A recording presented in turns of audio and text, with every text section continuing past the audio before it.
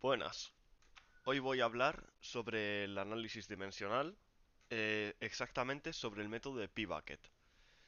Esto es un método para resolver problemas, ya sean de física de fluidos, de electrónica, de lo que sea, reduciendo al mínimo las expresiones y quitando las unidades. Esto simplifica mucho los ejercicios que son muy complejos y tienen muchos detalles, lo podemos simplificar de esta forma. Vale, para realizar el método de P-Bucket, esto voy a hacer un ejercicio genérico y siguiendo estos pasos siempre se va a poder resolver. Para ello, lo primero que vamos a hacer va a ser leer el enunciado y ir apuntando cada una de las variables que saquemos, que vayamos a usar, en una tabla. Por ejemplo, si empezamos a leer, aquí habla de que tiene una velocidad de giro angular. Pues aquí pongo velocidad angular. Una velocidad del viento, v. El diámetro de unas cazoletas, d. Longitud de los brazos, densidad y viscosidad del aire, ρ y mu, y una variable n, que es el número de brazos que tiene. Voy a hacer esto que sea un poco más distinto. N. Vale.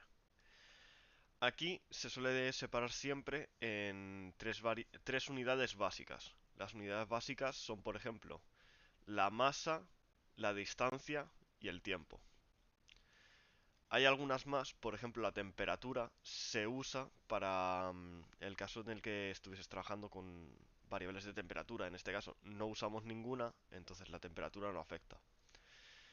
Por lo general se suele resolver con estos tres. Si ya tienes alguna temperatura que afecte, por ejemplo, si trabajas con termodinámica tendrás que meter aquí la temperatura. En este caso no hace falta. Y lo que vamos a hacer teniendo esta tabla es marcar los exponentes de cada una de las variables. Me explico. La velocidad, sus unidades básicas son metros partido por segundo, ¿no? El metro es una unidad de distancia que está elevado a 1. Y el tiempo también está elevado a 1. Esto lo podríamos escribir como distancia elevado a 1 por tiempo elevado a -1. Voy a ponerlo ya como espacio y tiempo. Si marcamos esto, lo único que vamos a quedarnos es con los exponentes. Y los marcamos en esta tabla. Masa, no tenemos masa, sería kilogramos elevado a 0. Pues entonces, masa 0. La L, que sería distancia, tiene un 1 y el tiempo tiene -1. Otro más, por ejemplo, el diámetro se podría medir en metros. Es una unidad de distancia solamente. L elevado a 1. Pues 1, 0, 0. La longitud también. 0, 1, 0. Vale, la densidad. Densidad es kilogramos partido volumen, ¿no? Sería masa entre volumen. Vale. El volumen, a su vez, es una distancia cúbica. Si tuviésemos una superficie, sería una distancia cuadrada. En este caso, volumen, distancia cúbica y arriba masa elevado a 1. Pues 1 menos 3, 0. Vale. El rozamiento, o viscosidad también llamado, tiene unidades. Mu es kilogramos partido metros, bueno, si vamos a ponerlo así, metros por segundo, que esto transformado se nos quedaría masa partido distancia por tiempo. Pues lo marcamos aquí. Masa partido distancia partido de tiempo.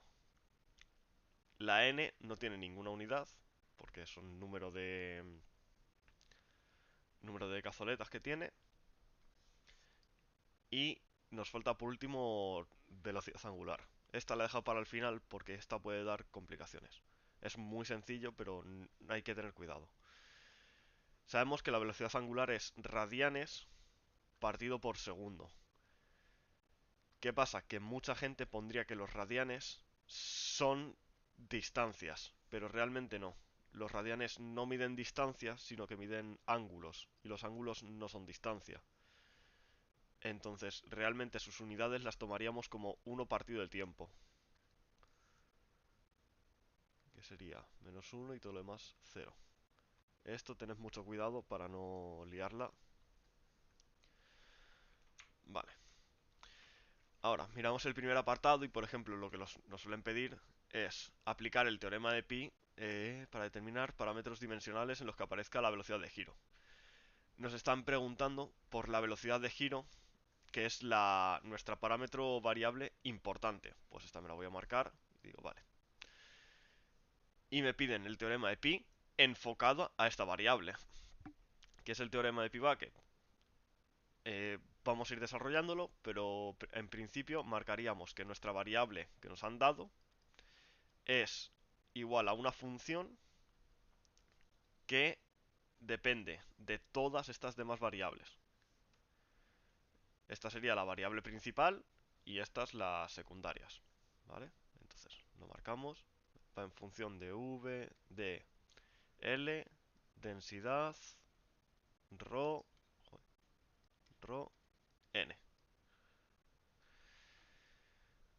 Vale, siguiente paso. Cuando ya tenemos marcado esto, vamos a tomar variables independientes. Podríamos tomar de estas cualquiera como variable independiente, siempre y cuando sean independientes entre sí.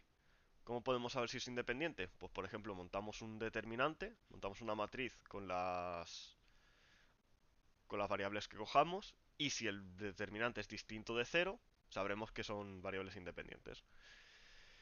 En este caso, deberíamos leer el ejercicio. ¿Por qué? Porque hay dos problemas. Si hay alguna variable que se desprecie más adelante en el ejercicio, no podemos haberla tomada como variable independiente, porque nos generaría mucho problema. Se irían cosas al infinito. Entonces, el rozamiento es rozamiento con el aire. ¿Qué pasa? Que por lo general se va a despreciar el rozamiento con el aire. Y si estamos en algún fluido, también habría que tener cuidado con el número de Reynolds que tiene. Entonces, yo en principio el rozamiento con bueno, la viscosidad no la cogería nunca, a no ser que me digan lo contrario. Si no tengo suficientes variables, si pasa cualquier cosa, ahí ya me lo pienso. Pero en un principio, cuando tengo tantas variables como es este caso, yo viscosidad no la tomaría como independiente. ¿Qué pasa? En este ejercicio, por ejemplo, ya nos dan ellos qué variables quieren como independientes. Porque nos están pidiendo los grupos adimensionales que pertenecen a todo esto, que aparecerían con estas variables independientes. Pues nada, yo me marco la v, L y ρ. Si no hubiese sido independientes, yo seguramente hubiese cogido v, d y... bueno, d no importa si coges d o l y ρ. Estas son las importantes. ¿Por qué? Porque n no tiene dimensiones, entonces no podemos cogerla como variable independiente. Si esto lo metemos en una matriz, se nos queda 0. Y con estas tres, esta es la misma que esta y esta. La que no cogería nunca sería Ru, pero ya está. Vale, pues, ¿qué hacemos? A mí me gusta, por ejemplo, montar una matriz con las variables independientes. Voy a llamar aquí matriz independiente. Sería VL Ro. 0, 1, menos 1, 0, 1, 0, 1, menos 3, 0. Esto es V, esto es D y esto es L. Vale, si os fijáis el determinante, hacemos esto y se nos queda que el determinante va a ser distinto de 0. Esto está bien. Pues nada, montamos nuestro nuevo sistema y decimos... Vale, aquí es cuando empieza a nombrarse el teorema de Bucket. Esto tendríamos que escribirlo otra vez igual, solo que ahora mencionando pi, y al mencionar pi ya quitamos las variables independientes. Entonces, tendríamos pi de velocidad angular es una función que tiene... v es independiente, entonces v no la vamos a poner. D es... bueno, v es independiente, D es dependiente. Como D es dependiente, la metemos aquí. ¿Cómo? Como pi elevado a D. Vale. Siguiente. L es independiente, no la ponemos. Rho tampoco. Y solo nos quedaría mu, que sería pi elevado a mu. Y pi elevado a n. Vale. Pues ya tenemos, este sería nuestro teorema de pi-bucket. ¿Qué pasa? Que ahora tenemos que desarrollarlo. Vale, pero esto ya estaría bien hecho. Esto yo creo que sería el apartado 2. Determine todos los grupos, sí. Esto ya sería el apartado 2, que se lo marcamos así y ya está. Vale, ¿qué pasa? Tenemos que ver también cada pi de estos, qué significa.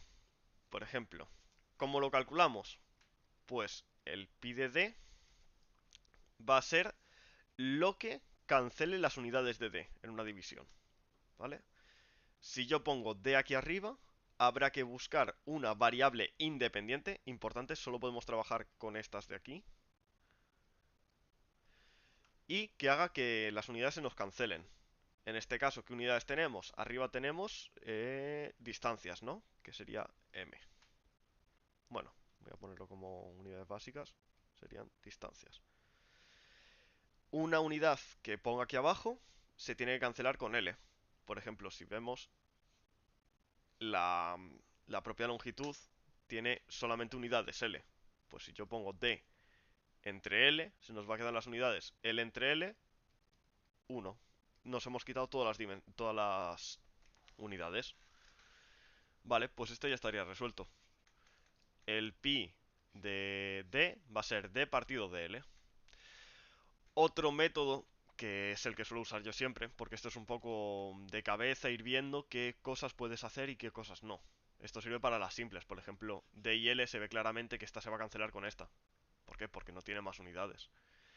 Pero ahora, por ejemplo, si queremos trabajar con mu, aquí ya sí que tienes que hacer más cuentas. Tienes que pensar, vale, si le sumo v, tengo que meterle que se cancele. Bueno, este menos 1 se entra bien. Pero tengo que hacer que esto de aquí arriba sea un menos 1. ¿Cómo? Pues poniendo a lo mejor L elevado a menos 2. Y así. Hay otro método más sencillo, que es montar un sistema de ecuaciones. ¿Cómo monto este sistema de ecuaciones? Muy fácil. Cojo mi matriz independiente. Voy a copiarla aquí. 0, 1, menos 1. 0, 1, 0. 1, menos 3, 0. Y le engancho aquí atrás sería el vector que estamos calculando. Por ejemplo, aquí le voy a calcular mu, pues 1, menos 1, menos 1. Y si os fijáis, ya estamos calculando lo mismo que hacíamos aquí, porque aquí tenemos v de L, y este sistema nos va a decir qué números va a tener v, qué números va a tener d y qué números va a tener L. Si hacemos Gauss, si reducimos o si lo metemos en la calculadora, hacemos el sistema, nos lo va a dar. Vamos a hacerlo en un momento. Esto lo voy a subir aquí arriba. Menos 1, 0. Voy a cambiarle de signo también. 1, 0, 0, 1. 0, 0, 1, 1. Y 1, 1, menos 3, menos 1. Vale, pues el único que habría que modificar sería este de aquí abajo. Si le resto el propio número de arriba, se nos queda 1, 0, 0, 0, 0. Voy a copiarlo aquí abajo. 1, 0, 0, 0, 0, 1, 0, 1, menos 3, 1, 1, menos 1. Y este si lo bajamos y le restamos al menos 3,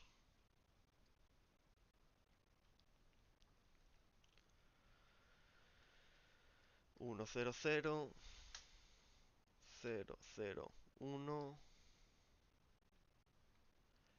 Y este 1 lo bajamos abajo multiplicando por 3.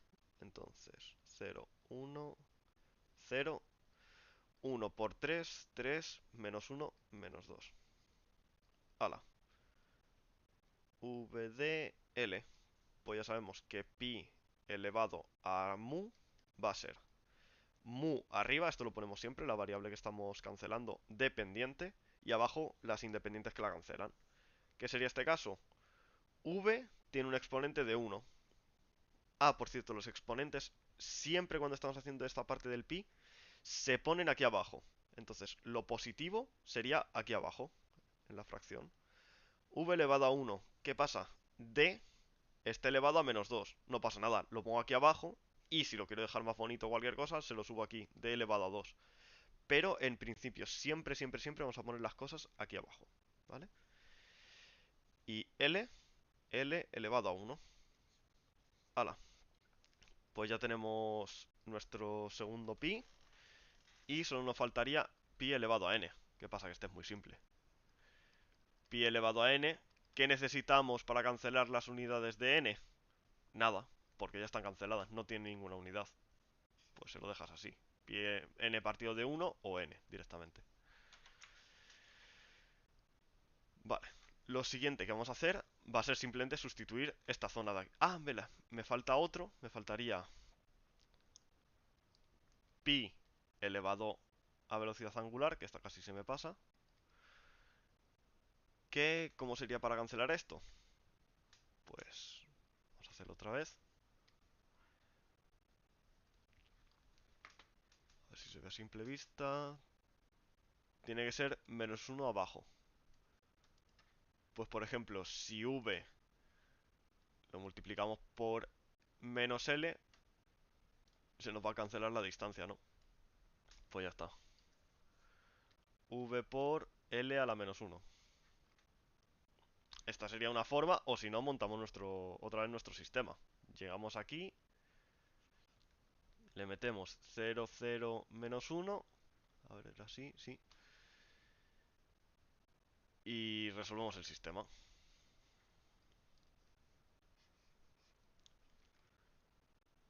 Vale, voy a confirmar que esté bien. Sí, perfecto. Vale, pues ya con esto montado, lo sustituimos todo y se nos quedaría que eh, velocidad angular partido v por L a la menos 1 es igual a f de pi de d es d partido de L. La siguiente pi de mu va a ser mu partido v por d a la menos 2 por L. Y la n va a ser n partido de 1, así que voy a ponerle n. Hala, este ahora sí es nuestro teorema de pi-bucket. Aquí tenemos todas nuestras variables dependientes en función de las independientes y a su vez la velocidad angular va en función de todo eso. Perfecto. Vale, pues vamos a ver qué nos piden. Este ahora sí sería el resultado real del apartado 2. Vale, el número de Reynolds nos dan calcular el número de Reynolds y ciertos valores para las variables que tenemos. ¿Qué vamos a hacer? Pues en este caso, el número de Reynolds es este valor de aquí inverso. Sabemos que v de a la menos 2 L partido de mu es el número de Reynolds. Pues hacemos este cálculo y le metemos las variables los valores que nos han dado. Ya está. Vale. Y esto es más importante, el ejercicio 4 nos dan valores reales. Nos dicen, oye, hemos conseguido sacar esta tabla a base de experimentarlo y hemos sacado estos valores. Esto,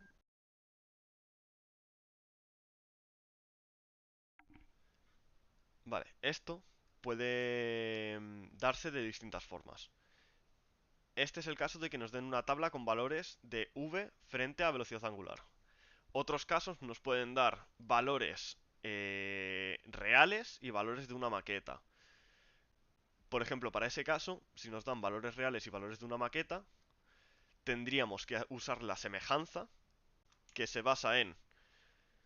Sabemos que nuestro modelo sigue que la velocidad angular entre la velocidad por L a la menos 1, en nuestro modelo va a ser igual al que se cumpla en la realidad.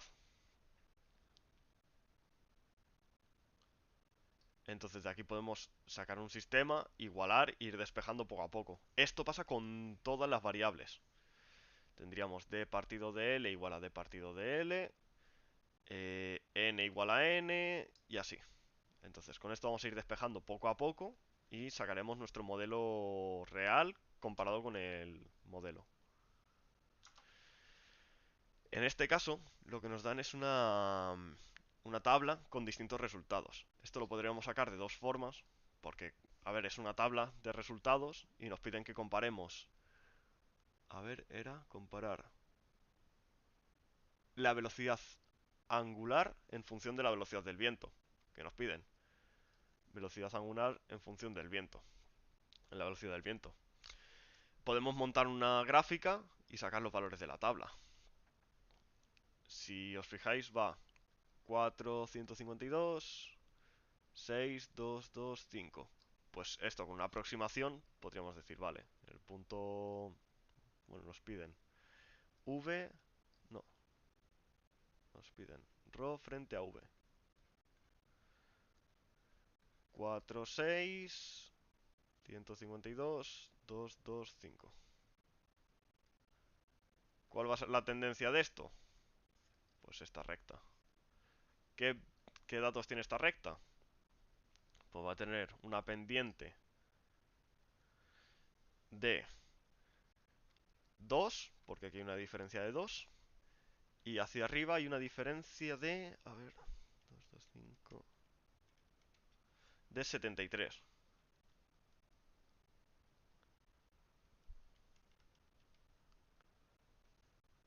Ah, seguro. Ah, no, lo he copiado mal. Esto es 2, 2, 8.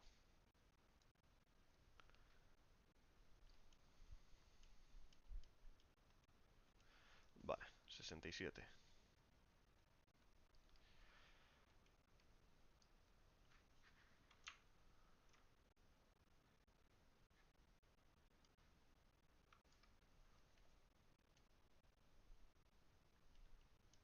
Joder, la estoy liando. Sería 72, 76 entre 2. Aquí. Vale. Tengo que hacer, que lo estoy copiando mal todo el rato, 228 entre 152. Me lo está pasando mal a la calculadora. Sería 76 y esto se nos queda 38. Vale, pues por ejemplo ya podemos ver que omega va a ser 38 por V. Esta sería nuestra aproximación. Otra forma de sacarlo, que en este caso es como deberíamos hacerlo, si nos fijamos en el método de pbucket, aquí se nos queda que velocidad angular partido de V por L a la menos 1, esto va a ser constante, ¿no? Según el concepto que os he dicho antes, de que va a ser igual en un modelo que en otro, significa que va a ser constante. Vale. La longitud no varía, ¿no? Entonces, esto lo podemos cancelar. Bueno, o cancelar no, lo pasamos aquí. Pero no nos va a afectar, va a entrar dentro del valor de constante. Y aquí sí, decimos, vale, ¿cuánto vale ρ entre V? Pues nos vamos aquí y cogemos un valor de ρ, joder, con un valor de velocidad angular, 152, entre V, entre 4. Y hemos sacado el mismo valor que antes. Nos daría 38. Y aquí ya le dejamos ρ en función de V. Bueno, la velocidad angular en función de V. 38V. Ahora, y este sería el resultado final bien hecho. Porque esto sería una aproximación que también estaría bien, pero el método que nos piden aquí realmente es este. Vale, pues espero que os ayude este vídeo y esto me lo guardo para tener yo para revisarlo más adelante.